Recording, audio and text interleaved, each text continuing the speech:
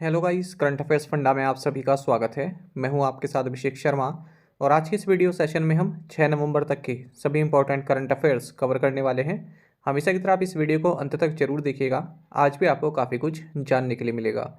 साथ ही गाइस, इस सेशन को शुरू करने से पहले आप सभी को बताना चाहूँगा, यदि आप हमारे daily current affairs PDF, weekly PDF, monthly PDF और हर महीने के banking and economic awareness PDF चाहते हैं तो करंट अफेयर्स फंडा का 1 ईयर मेंबरशिप प्लान आप ज्वाइन कर सकते हैं, जिसका लिंक आपको वीडियो के डिस्क्रिप्शन में या फिर फर्स्ट कमेंट में मिल जाएगा। आपको बता दें, इस 1 ईयर मेंबरशिप प्लान के तहत जितना भी हमारा पीडीएफ कंटेंट है वो हम आपको 1 साल तक के लिए प्रोवाइड कराते हैं, जिसे आप डाउनलोड कर सकते हैं, प्रिंट आउट भी निकलवा सकते हैं। इसके लिए चाहे तो आप करंट अफेयर्स फंडा ऐप को यूज़ कर सकते हैं या फिर अपने लैपटॉप या सिस्टम की मदद से वेब लॉगिन भी कर सकते हैं। कोई भी आपका एग्जाम हो, बैंकिंग, एसएससी, रेलवे या फिर स्टेट पीसीएस, जहाँ पर भी जनरल अवेयरनेस या करंट अफेयर्स पूछे जाते हैं, सभी एग्जाम्स के लिए हमारा पीडीएफ कंटेंट काफ़ी यूज़फुल है। तो कोई भी अगर आपका डाउट है हमारे इस पीडीएफ कोर्स से संबंधित तो आप कमेंट बॉक्स में अवश्य लिखिएगा। चलिए फिर करते हैं शुरुआत इस वीडियो सेशन की। हमेशा की तरह सबसे पहले आज का क्वेश्चन देख लेते हैं। इसका आंसर आपको अभी कमेंट बॉक्स में करना है। Ajay Jadeja is presently working as the team mentor for which cricket team. Ajay Jadeja वर्तमान में किस क्रिकेट टीम के लिए टीम मेंटर के रूप में कार्य कर रहे हैं? ऑप्शंस देखते हैं। पाकिस्तान, श्रीलंका, बांग्लादेश या फिर अफगानिस्तान। तो जल्दी से आंसर कर दीजिए, फिर हम आगे बढ़ते हैं। और इसी तरह के क्वेश्चन यदि आप प्रैक्टिस करना चाहते हैं तो हमें टेलीग्राम पर जरूर ज्वाइन कर लीजिए। करंट अफेयर्स फंडा नाम से हमारा टेलीग्राम चैनल है।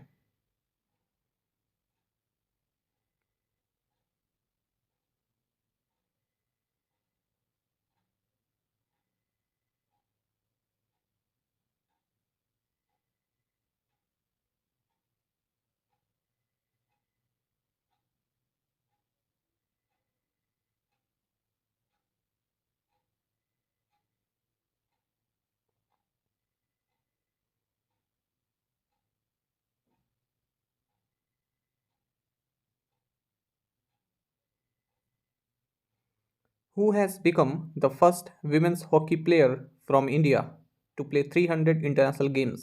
300 अंतर्राष्ट्रीय मैच खेलने वाली भारत की पहली महिला हॉकी खिलाड़ी कौन बन गई हैं? ऑप्शंस आपके सामने हैं और सही आंसर ऑप्शन डी है, वंदना कटारिया। आपको जानना चाहिए, हॉकी इंडिया ने Indian women's hockey team forward player Vandana Kataria को कॉन्ग्रेचुलेट किया है, बधाई दी है, क्योंकि इन्होंने हाल ही में अपना 300वां इंटरनेशनल मैच खेला है।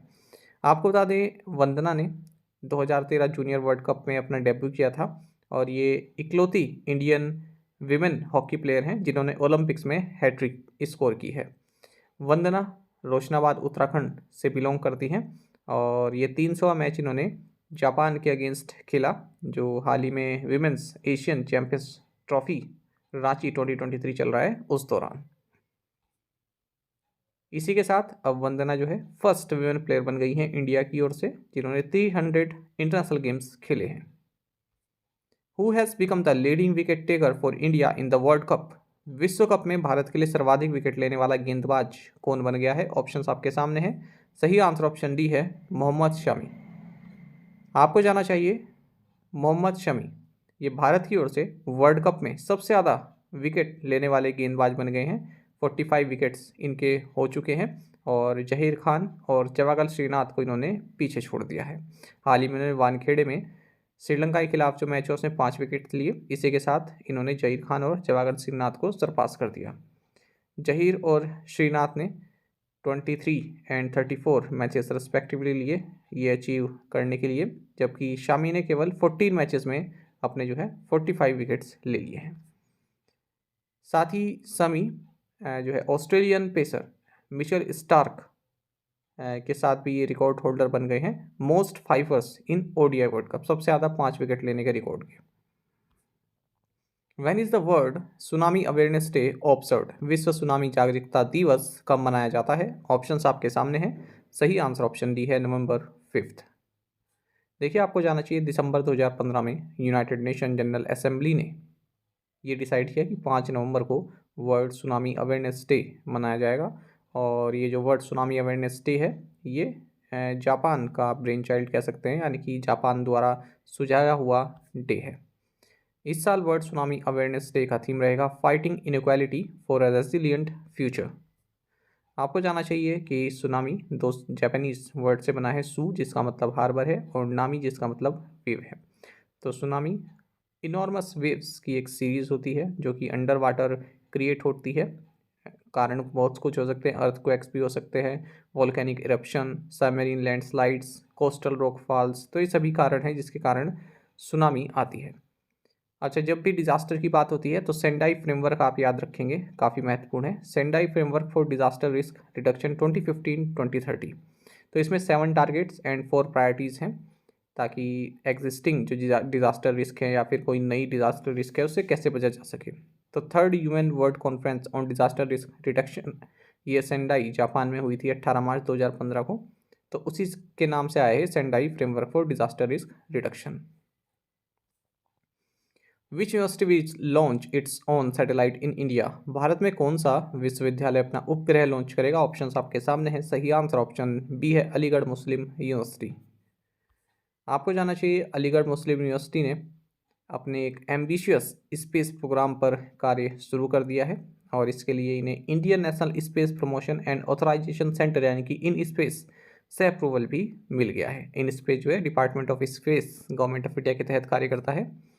तो इस प्रोजेक्ट में जो अलीगढ़ मुस्लिम यूनिवर्सिटी है ये एक सैटेलाइट बना रही है, SSAMU सेट। तो इसको लॉन्च किया जाएगा, और अलीगढ़ मुस्लिम यूनिवर्सिटी के जो फाउंडर है सर सैयद अहमद खान, इन्हीं के नाम पर है ये।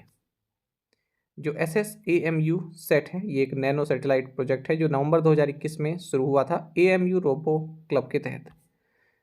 The satellite is a 3U CubeSat with multiple objectives, which include the study of economic growth in India's poorest districts using satellite imagery and the implementation of an in-house developed image compression technology for faster multimedia transmission. What is the IMF's forecast for global growth in 2024? 2024 में वैश्विक विकास के लिए IMF का पूर्वानुमान क्या है? सही answer option C है, 2.9%। आपको जाना चाहिए IMF यानी कि इंटरनेशनल मॉनेटरी फंड ने हाल ही में लेटेस्ट इकोनॉमिक प्रोजेक्शंस रिलीज़ किए हैं और बताया है कि ग्लोबल ग्रोथ जो है ये 2023 में 3% रहने वाली है, और लेकिन 2024 में ये डिक्लाइन हो जाएगी, 2.9% रहेगी। तो ये IMF की रिपोर्ट है, इसका नाम है नेविगेटिंग ग्लोबल डाइवर्जेंसेस रिपोर्ट। तो इसमें बताया है कि ग्लोबल इन्फ्लेशन ये भी डिक्रीज होएगी, 8.7% 2022 में रही, 6.9% 2023 में, और 2024 में 5.8% रहेगी। इससे पहले आगे बढ़े, देखिए ये क्वेश्चन हमने कराया था आपको 12 अक्टूबर को, असाइनमेंट क्वेश्चन है। इसमें सिक्किम में जो फ्लड आई थी उससे संबंधित ये क्वेश्चन था। ठीक है, GLOF, तो पूरी फुल फॉर्म आपसे पूछी थी मैंने असाइनमेंट क्वेश्चन में, और एग्जाम में क्या आया, एग्जाम में आपको GLOF में O का मतलब बताना था। तो जब आपको फुल फॉर्म याद होगी तभी आप बता पाएंगे। तो ग्लेशियर लेक आउटबर्स्ट फ्लड, ठीक है, इस तरह के क्वेश्चन ना असाइनमेंट क्वेश्चन से पहले भी, जब से करंट अफेयर हमने शुरू की है 2.5-3 साल से, तब से कुछ ना कुछ हमारा ऐसा हिट जरूर जाता है असाइनमेंट क्वेश्चन से, जो आपको बहुत मुश्किल से कहीं और मिलेगा।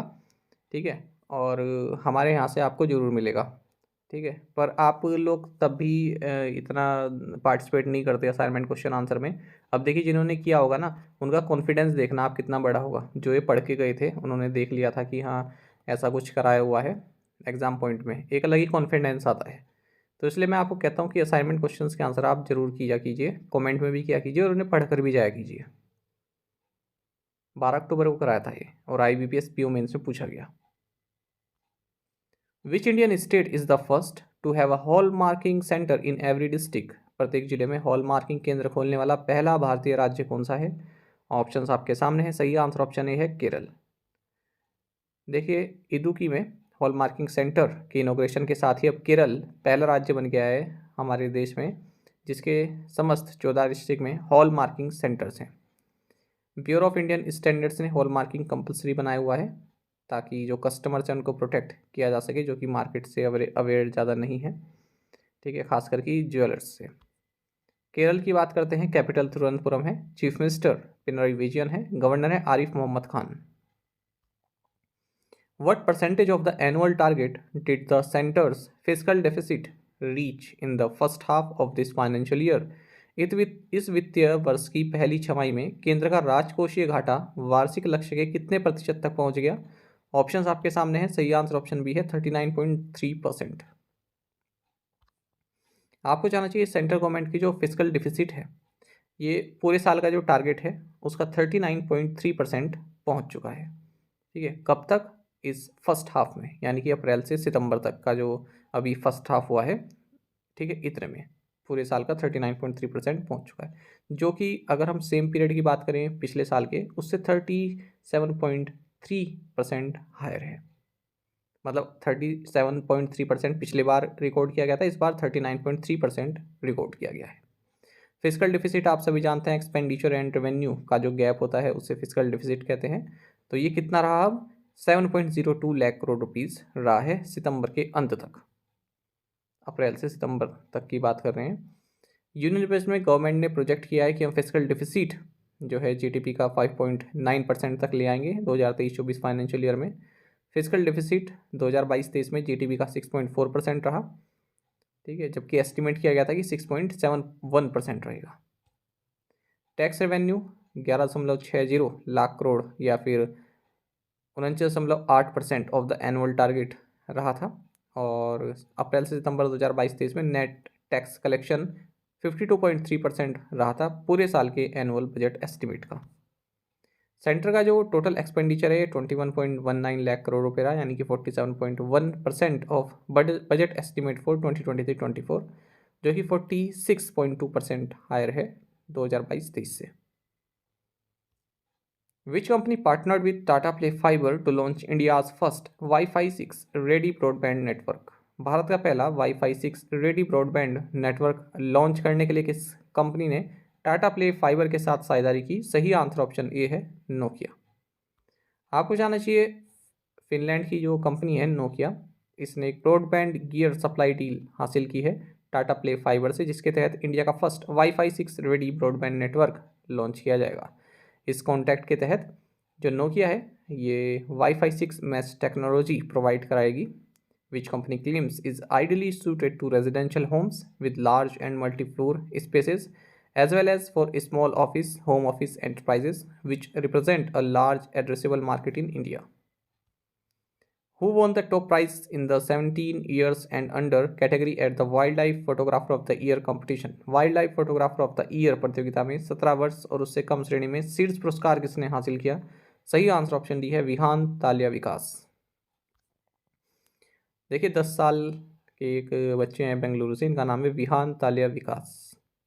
तो इन्होंने टॉप प्राइज जीता है अपनी कैटेगरी में, कहाँ? Wild life photographer of the year competition में, जो कि लंदन में हुआ है। तो इनका जो विनिंग फोटोग्राफ था उसमें इन्होंने क्या दर्शाया? स्पाइडर दर्शाया है और लॉर्ड कृष्णा का एक पिक्चर इन्होंने दर्शाया है। इसमें देखिए आप दोबारा देखिए लॉर्ड कृष्णा है, और अगर आप देखें आगे थोड़ा बांसुरी से तो ये एक स्पाइडर भी है, मकड़ी भी है। तो ये जो कंपटीशन है इसको नेचुरल हिस्ट्री म्यूजियम द्वारा ऑर्गेनाइज किया जाता है, इसे ऑस्कर्स ऑफ फोटोग्राफी भी कहा जाता है। तो इसमें 17 साल या उससे कम तक के जो आर्टिस्ट हैं उन्हें young wild life photographer of the year दिया जाता है, वहीं जो 17 साल या उससे ऊपर के हैं उन्हें wildlife photographer of the year दिया जाता है। Russia nuclear agency Rosatom has set up the world's highest nuclear facility in which country? रूस की परमाणु एजेंसी रोस्टॉम ने किस देश में दुनिया की सबसे ऊंची परमाणु सुविधा स्थापित की है? ऑप्शंस आपके सामने हैं, सही आंसर ऑप्शन ए है, बोलीविया। आपको जानना चाहिए रशियन एटॉमिक एनर्जी कॉरपोरेशन रोसाटम, इसने बोलीविया में स्पेसिफिकली बात करें तो centre for nuclear technology research and development, जो कि एल एल्टो बोलीविया में है, यहाँ पर एक रिसर्च रिएक्टर प्रेशर वेसल को इंस्टॉल किया है, वो भी 4000 मीटर के एल्टीट्यूड पर, जिससे कि अभी ये वर्ल्ड की हाईएस्ट न्यूक्लियर फैसिलिटी बन गया है। बोलीविया की बात करते हैं, कैपिटल लापाज और शुक्र है, करेंसी है यहाँ की Bolivian boliviano. Who won the gold medal in the 50-meter rifle 3P event at the 2023 Asian Shooting Championship? 2023 एशियाई शूटिंग चैंपियनशिप में 50 मीटर राइफल 3P स्पर्धा में स्वर्ण पदक किसने जीता? सही आंसर ऑप्शन डी है, ऐश्वर्य प्रताप सिंह तोमर। आपको जानना चाहिए इंडियन राइफल शूटर ऐश्वर्य प्रताप सिंह तोमर, इन्होंने गोल्ड मेडल जीता है एशियन शूटिंग चैंपियनशिप 2023, जो कि चांगवॉन रिपब्लिक ऑफ कोरिया में हुआ है। Aishwary Pratap Singh Tomar most successful Indian shooter रहे इन एशियन गेम्स 2023 में, हमने पढ़ा भी था इनके बारे में, ठीक है, 4 मेडल्स इन्होंने जीते थे। तो इन्होंने यहाँ पर 50 मीटर राइफल 3 पोजीशन इवेंट में गोल्ड हासिल किया है। 2023 एशियन शूटिंग चैंपियनशिप की बात करें तो ये 15th एडिशन था इस चैंपियनशिप का। चाइना ने मेडल टैली को टॉप किया है, 76 मेडल चाइना ने जीते हैं जिनमें 33 गोल्ड हैं। भारत की बात करें, भारत ने 55 मेडल जीते हैं, 21 गोल्ड, 21 सिल्वर और 13 bronze. GST revenue collection for October 2023 is the second highest ever after which month of 2023? अक्टूबर 2023 के लिए जीएसटी राजस्व संग्रह 2023 के किस महीने के बाद दूसरा सबसे अधिक है? ऑप्शंस आपके सामने है, सही आंसर ऑप्शन सी है, अप्रैल। आपको जानना चाहिए जो जीएसटी रेवेन्यू कलेक्ट हुआ है अक्टूबर 2023 में, ये 1,72,003 करोड़ रुपए का है, जिसमें से 30,000 के लगभग 30,000 करोड़ के लगभग CGST है, 38,000 के लगभग SGST है, 91,000 के लगभग IGST है और 12,000 के लगभग 12,000 करोड़ के आसपास सेस है। तो आपको बता दें ये 2023 में ये मतलब ये अब तक का सेकंड हाईएस्ट कलेक्शन है और हाईएस्ट कब प्राप्त हुआ था? अप्रैल में। ठीक है, और आपको जानना चाहिए गवर्नमेंट ने जो है 42,873 करोड़ रुपए CGST सेटल किया है, 36,614 करोड़ रुपए SGST सेटल किया है। ठीक है, बाकी ये सब इतना महत्वपूर्ण नहीं है, ऊपर वाला जो पैराग्राफ है महत्वपूर्ण है। और ये आपको जानना चाहिए कि जो ग्रॉस GST रेवेन्यू है अक्टूबर 2023 के लिए, ये सेम मंथ में पिछले साल से 13% ज़्यादा है। During the month revenue from domestic transactions is also 13% higher than the revenues from these sources during the same month last year. Average growth monthly GST collection in the fiscal 2023-24 now stands at ₹1.66 lakh crore. Average जो GST collection है ना per month, वो 1.66 lakh crore rupees आप कह सकते हैं कि है, जो कि प्रीवियस ईयर से 11% ज़्यादा है। Where was the second world local production forum held? द्वितीय विश्व स्थानीय उत्पादन फोरम कहाँ आयोजित किया गया? ऑप्शंस आपके सामने है, सही आंसर ऑप्शन डी है, दी हेग, नीदरलैंड्स। देखिए, second world local production forum ये दी हेग नीदरलैंड्स में आयोजित किया गया और भारत की ओर से भी दल यहाँ पर गया है और उस दल को लीड किया है भगवंत कुबा ने, जो कि union minister of state for chemicals and fertilisers हैं। ये जो फोरम हुआ इसका थीम है galvanising regional partnership for sustainable local production and equitable access.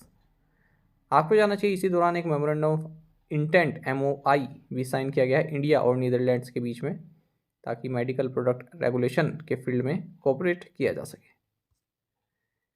जो वर्ल्ड लोकल प्रोडक्शन प्लेटफॉर्म है, इसको किसके द्वारा क्रिएट किया गया है? WHO के द्वारा। तो ये एक महत्वपूर्ण पॉइंट है, याद रखिएगा। The 33rd edition of annual IMBL meeting between India and Sri Lanka was held on board which INS?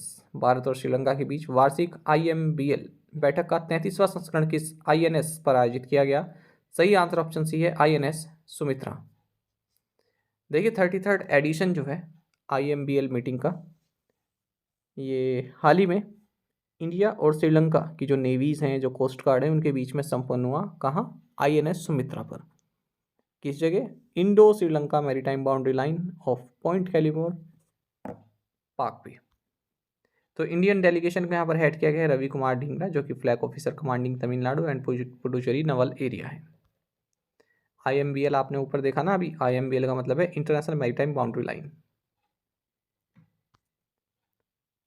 इसी तरह का एक और करंट अफेयर देख लेते हैं कि इंडियन नेवी का जो most awaited and largest selling regatta है, इंडियन नेवी सेलिंग चैंपियनशिप, ये मुंबई में होगी, अभी हुई नहीं है, मुंबई में होगी। और Indian naval watermanship training centre INWTC Mumbai इस इवेंट को होस्ट करेगी। What is the total outlay approved by the union cabinet for nutrient based fertiliser subsidy rates in the rabi season 2023-24?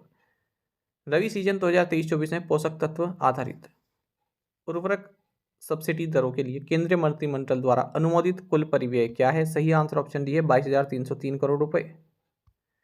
देखिए यूनियन कैबिनेट ने nutrient based fertiliser subsidy rates को approve कर दिया है रबी season 2023-24 के लिए, और टोटल आउटले कितना रहेगा? 22,303 करोड़ रुपए, to ensure farmers continue to get soil nutrients at reasonable rates despite high global prices. जो ये अपकमिंग रबी सीजन के लिए सब्सिडी है, ये 1 अक्टूबर 2023 से 31 मार्च 2024 तक रहेगी। नाइट्रोजन बेस्ड फर्टिलाइजर के लिए सब्सिडी है, ये 47.2 रुपीज़ पर केजी रहेगी। फॉस्फोरस के लिए 20.82 रुपीज़ पर केजी रहेगी। पोटाश के लिए 2.38 रुपीज़ पर केजी और सल्फर के लिए 1.89 रुपीज़ पर केजी रहेगी। Who has been chosen for the Kerala Jyoti award, Kerala Jyoti पुरस्कार के लिए किसे चुना गया है? सही आंसर ऑप्शन बी है टी पद्मनाभन। देखिए जाने माने राइटर टी पद्मनाभन, इन्हें केरल ज्योति अवार्ड दिया गया है। केरल ज्योति अवार्ड केरल सरकार द्वारा दिया जाता है। He was selected for the highest civilian honor by the government considering his contributions in the field of Malayalam literature। तो मलयालम लिटरेचर में इनके योगदान के लिए अवार्ड इन्हें दिया गया है। जस्टिस रिटायर्ड एम फातिमा बीवी एंड नटराज कृष्णमूर्ति, इन्हें केरल प्रभा अवार्ड के लिए चुना गया है social service and civil service के फील्ड में, आर्ट्स के फील्ड के लिए। केरल श्री अवार्ड दिया गया है पुनलूर सोमराजन को, वीपी गंगाधरन को, रवि डीसी को, के.एम. चंद्रशेखर को, पंडित रमेश नारायण जी को। तो इसमें केवल आपके लिए महत्वपूर्ण है केरल ज्योति अवार्ड किसे मिला है? टी पद्मनाभन, ये याद रखिएगा। India and which country signed an MOU to strengthen ties in education sector, Bharat और किस देश ने शिक्षा क्षेत्र में संबंधों को मजबूत करने के लिए एक समझौते ज्ञापन पर हस्ताक्षर किए? ऑप्शंस आपके सामने हैं, सही आंसर ऑप्शन बी है UAE। देखिए union education minister Dharmendra Pradhan और इनके UAE काउंटर पार्ट यानी कि UAE के जो एजुकेशन मिनिस्टर हैं अहमद अल फलासी, इन्होंने एक MOU साइन किया है ताकि दोनों ही देश जो एजुकेशनल कोऑपरेशन है इन दोनों के बीच में उसे और मजबूत कर सकें।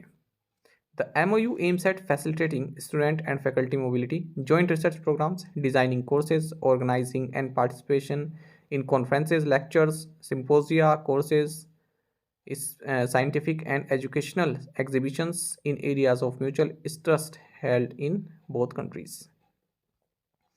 The 7th edition of Ganga Utsav was organized by National Mission for Clean Ganga in which city? Ganga उत्सव का 7वां संस्करण राष्ट्रीय स्वच्छ गंगा मिशन द्वारा किस शहर में आयोजित किया गया? ऑप्शंस आपके सामने हैं, सही आंसर ऑप्शन सी है न्यू दिल्ली।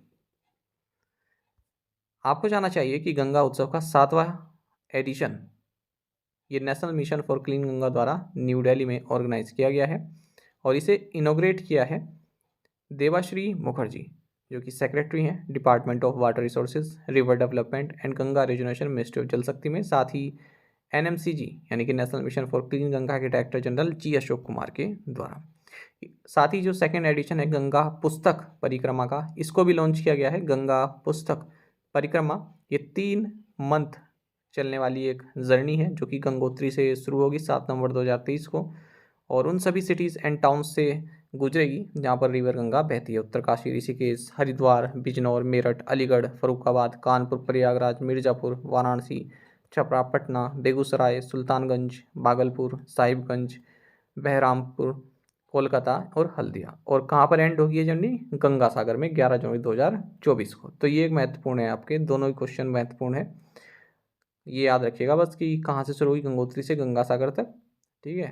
और 3 महीने की ये जर्नी होने वाली गंगा पुस्तक परिक्रमा, सेकेंड एडिशन है इसका।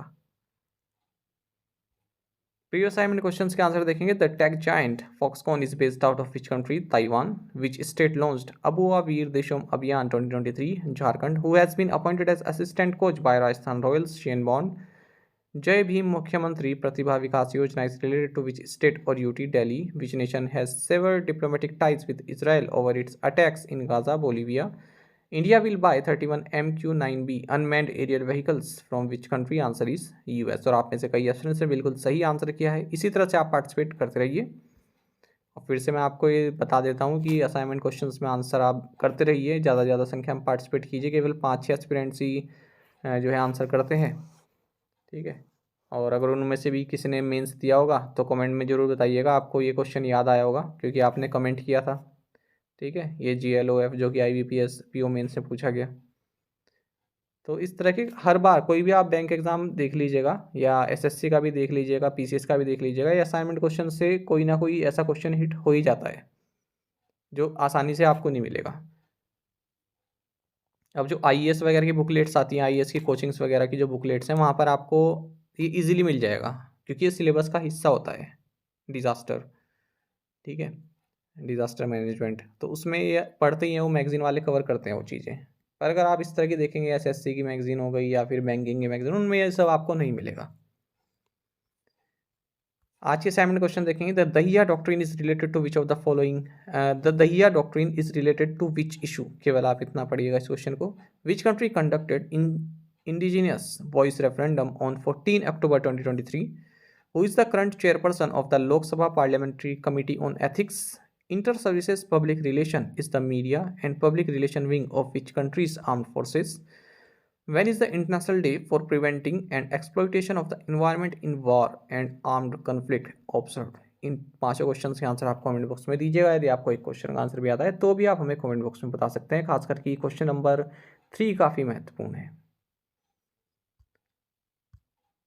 साथ ही करंट अफेयर्स फंडा को आप टेलीग्राम पर भी ज्वाइन कर सकते हैं। यहाँ पर रेगुलर वीडियो अपडेट्स और करंट क्विज जैसे हम आप सभी के लिए डालते रहते हैं। साथ ही डिस्कशन ग्रुप में आप किसी भी क्वेश्चन का सोल्यूशन पा सकते हैं।